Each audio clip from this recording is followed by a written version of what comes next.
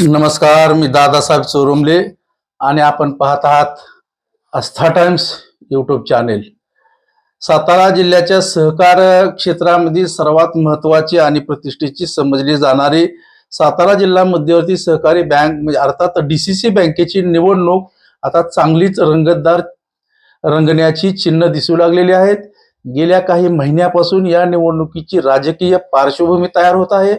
तालुक्यामध्ये ठरावासाठी चुरस, काही ठिकाणी आरोप प्रत्यारोप असे झालेले, काही ठिकाणी पैशाचा वापर झालेला आपल्याला पाहायला मिळालं, तर काही ठिकाणी वाद आणि तणावाचे वातावरण पाहायला मिळालं. काही ठिकाणी पोलिसांचा कर्फ्यू लावून ठराव करण्यात आले. आणि आता या सर्व पार्श्वभूमीवरती मान तालुक्याचे नेते शेखर गोरे यांनी DCC बँकेची निवडणूक लढवण्याचा निर्धार जाहीर केल्याने राजकीय वातावरण आणखी तापलेले आपल्याला पाहायला मिळते.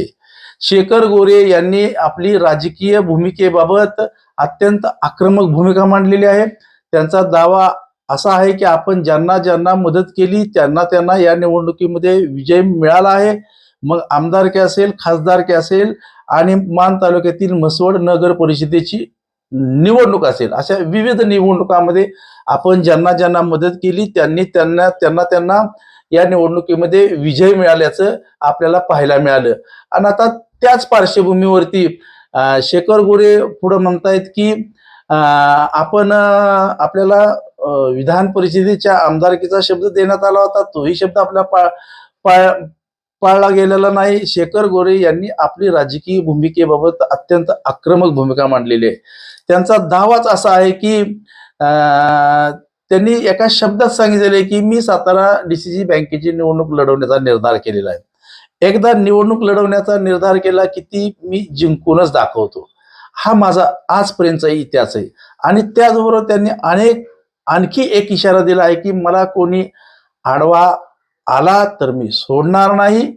या वक्तव्यामुळे DCC बँकेच्या निवडणुकीतील राजकीय समीकरणाला निश्चितपणे वेगळे वळण मिळण्याची शक्यता निर्माण झाली असल्याचं आपल्याला पाहायला मिळतं. कारण का तर तुम्हाला माहिती आहे की विधानसभेच्या निवडणुकीमध्ये जयकुमार गोरे यांना पाठिंबा देण्याच्या विषयावरून त्यांना विधान परिषदेचा शब्द देण्यात आला होता. विधान परिषदेच्या शब्दाचीही त्यांनी आठवण करून दिलेली आहे. शेखर गोरे यांनी यावेळेला विधान परिषद निवडणुकीसाठी जुन्या राजकीय घडामोडींचा संदर्भ देखील दिलेला आहे. आपण ज्यांना मदत केली त्यांनी विधान परिषदच्या निवडणुकीमध्ये दिलेला शब्द पाळला नाही, अशी खंतही या निमित्तानं शेखर गोरे यांनी व्यक्त केलेली आहे. म्हणजे सदरची खंत ही त्यांचेच बंधू ग्रामीण विकास मंत्री जयकुमार गोरे यांच्या विरोधातली खंत आहे.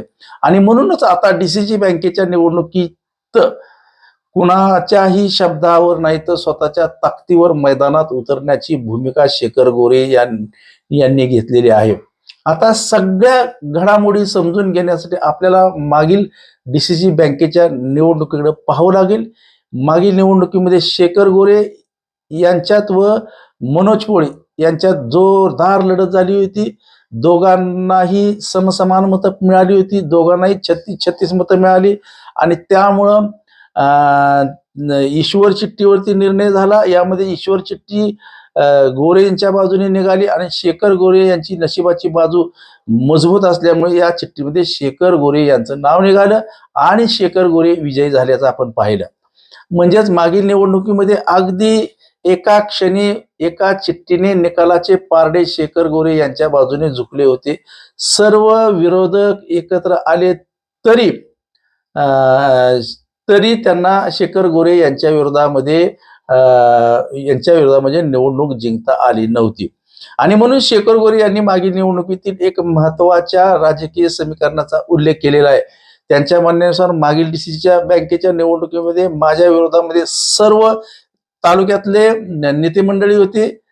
यामध्ये मी तुम्हाला सांगितले त्यांचे बंधू सध्याचे विद्यमान ग्रामीण विकास मंत्री जयकुमार गोरे यांचाही त्याच्यामध्ये समावेश होता, असाही शेखर गोरे यांचा दावा आहे. मात्र एवढेच राजकीय विरोधक एकत्र असतानाही आपण DCC बँकेच्या निवडणुकीमध्ये विजय मिळवला होता. आणि त्यामुळेच आता पुन्हा एकदा DCC बँकेच्या निवडणुकीच्या मैदानामध्ये उतरण्याचा आत्मविश्वास शेखर गोरे यांनी व्यक्त केलेला आहे. 2 महिन्यापासून ठरावाची जी जोरदार हालचाली सुरू आहेत. दरम्यान डीसीसी बँकेच्या निवडणुकीच्या पार्श्वभूमीवरती गेल्या 1-2 महिन्यापासून जिल्ह्याला ठराव घेण्याच्या प्रक्रियेला खूप मोठ्या प्रमाणावरती गती प्राप्त झाली होती. या ठरावावर अनेक तालुक्यामध्ये मोठी राजकीय चुरस निर्माण झाली होती. काही ठिकाणी मोठ्या प्रमाणावर पैशाचा वापर करण्यात आला होता. काही ठिकाणी वाद झाले होते. काही ठिकाणी हाणामारीचे प्रकार घडल्याचं आपल्याला पाहायला मिळालं. काही ठिकाणी पोलिसांच्या बंदोबस्तामध्ये ठराव घेण्याची वेळ आली. यावरून एक गोष्ट निश्चितपणे स्पष्ट होते की डीसीसी बँकेची निवडणूक ही केवळ सहकार क्षेत्रातील निवडणूक राहिलेली नाही, तिच्या मागे मोठं राजकीय गणित दडलेलं आहे. मान तालुक्यातही मोठी चुरस आहे. याच पार्श्वभूमीवरती मान तालुक्यातील ठराव घेण्यासाठी सुद्धा मोठी चुरस निर्माण झाली होती. मान तालुका हा शेखर गोरे यांच्या राजकीय प्रभावाचा महत्वाचा भाग मानला जातो आणि आता शेखर गोरे यांनी स्वतः निवडणुकीत उतरण्याचा निर्धार व्यक्त केल्याने या तालुक्यामध्ये राजकीय समीकरणाकडे संपूर्ण जिल्ह्याचं लक्ष लागल्याचं आपल्याला पाहायला मिळतं. याच काळात राज्याचे ग्रामीण विकास मंत्री जयकुमार गोरे यांनी मागील आठवड्यामध्ये एक विधान केलं होतं की मी सातारा डीसीसी बँकेच्या निवडणुकीचा गुलाल घेणार आणि मगच सोलापूर जिल्ह्यामध्ये जाणार, असा त्यांनी एक निर्धार व्यक्त केला होता. आणि आता दुसऱ्या बाजूला शेखर गोरे यांनी डीसीसी बँकेची निवडणूक लढवण्याचा निर्धार व्यक्त केलेला आहे. त्यामुळे साहजिकच एक प्रश्न या ठिकाणी उपस्थित होतो, तो म्हणजे डीसीसी बँकेच्या निवडणुकीत जयकुमार गोरे विरुद्ध शेखर गोरे अशी थेट राजकीय लढत पाहायला मिळणार काय? जयकुमार गोरे विरुद्ध शेखर गोरे, जर ही लढत प्रत्यक्षात झाली तर ही केवळ डीसीसी बँकेची निवडणूक राहणार नाही.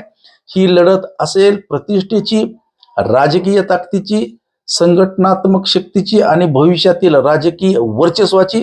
आणि म्हणून दोन्ही बाजूनी आपापली राजकीय ताकद पणाला लागण्याची शक्यता आहे. सहकार क्षेत्रातील मतदारापासून ते स्थानिक राजकीय नेतृत्वापर्यंत सर्वांचे या निवडणुकीकडे लक्ष लागलेले आहे. सदरची निवडणुकी साम दाम दंडभेद या सगळ्या गोष्टींचा वापर करून होणार असल्याचे संकेत सुद्धा आपल्याला प्राप्त झालेले आहेत. या पारंपरिक राजकीय रणनीतीचा वापर कोणत्या पातळीवरती होतो हे पाहणे या ठिकाणी महत्वाचं ठरणार आहे. मात्र हे सर्व राजकीय अंदाज आहेत. प्रत्यक्ष निवडणूक प्रक्रिया, उमेदवारी आणि अधिकृत समीकरणे स्पष्ट झाल्यानंतरच अंतिम चित्र समोर येईल. आता सर्वात मोठा प्रश्न आहे की शेखर गोरे निवडणुकीच्या रिंगणात लढणार का? तर प्रश्न असा आहे की शेखर गोरे यांच्यासमोर कोण उभे राहणार? मान तालुक्यामधील समीकरणे कोणाच्या बाजूने झुकणार? जयकुमार गोरे आणि शेखर गोरे जर आमने सामने आले तर इतर राजकीय गट कोणाची साथ देणार? डीसीसी बँकेच्या ठरावावरून कोणाचे पारडे जड झालेले आहे? हे सर्वात महत्वाचे म्हणजे हाय व्होल्टेज लढतीकडे लक्ष लागून राहणार. विजयाचा गुलाल कोण उधळणार? सातारा डीसीसी बँकेची निवडणूक जशी जशी जवळ येऊ लागलेली आहे तसे तसे राजकीय समीकरणे बदलण्याची शक्यता आहे.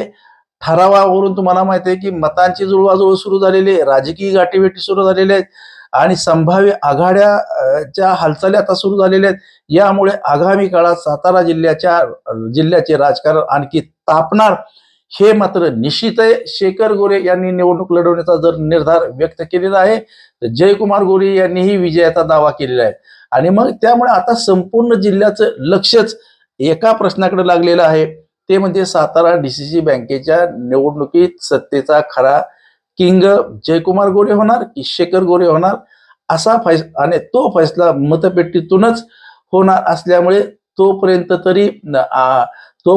तरी आपल्याला वाट पाहावी लागणार आहे. राजकीय डावपेचांचा खेळ कोणत्या बाजूने जाणार, अशाच राजकीय घडामोडींचा अचूक आणि सडेतोड विश्लेषणासाठी आस्था टाइम्सला नक्की सबस्क्राईब करा. व्हिडिओ आवडला तर लाईक करा, शेअर करा आणि तुमचे मत कमेंटमध्ये नक्की सांगा. आपण पाहत होता आस्था टाइम्स यूट्यूब चॅनल. नमस्कार, धन्यवाद.